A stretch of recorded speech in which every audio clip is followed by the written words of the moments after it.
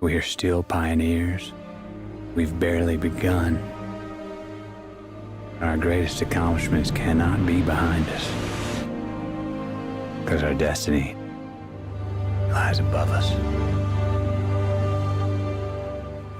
The initial impetus for the project had been to say, why not examine real possibilities? Why not actually look at the real science there? Luckily, we had Kip, and Kip is the foremost authority on all things gravitational. The warping of space inside here scatters some of it back, light scattering off of the surface of a rippled ocean.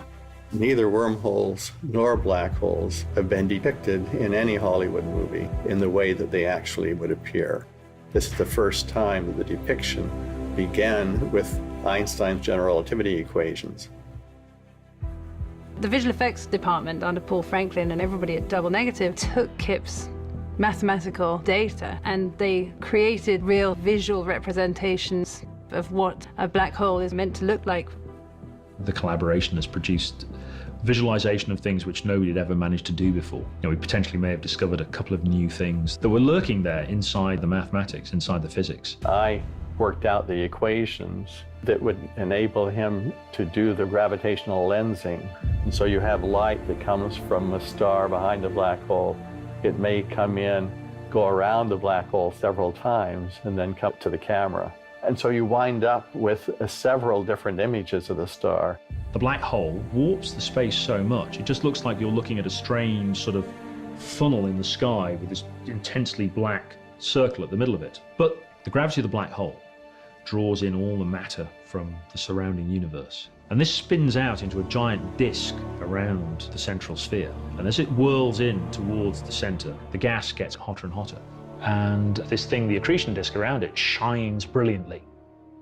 And then we found that if you then render this whole thing, you visualize it all through this extraordinary gravitational lens, the gravity twists this glowing disk of gas into weird shapes, and you get this extraordinary sort of rainbow of fire across the top of the black hole. And I saw this disk wrap up over the black hole and under the black hole. I'd known it intellectually, but knowing it intellectually is completely different than seeing it, than feeling it. We had determined when we started down this road that if it didn't look like something that would be comprehensible to the audience, we would have to manipulate it in some way. But what we found was, as long as we didn't change the point of view too much of the camera position, we could get some very understandable tactile imagery from those equations. They were constantly surprising. Spoke to the maxim that, truth can be stranger than fiction. We're going to write several technical papers about this. One aimed at the astrophysics community, and then something for the computer graphics community, saying, here are some things that we've discovered about gravitational lensing by rapidly spinning black holes that we never knew before. So this collaboration isn't over until we've given some sense of the things that we've learned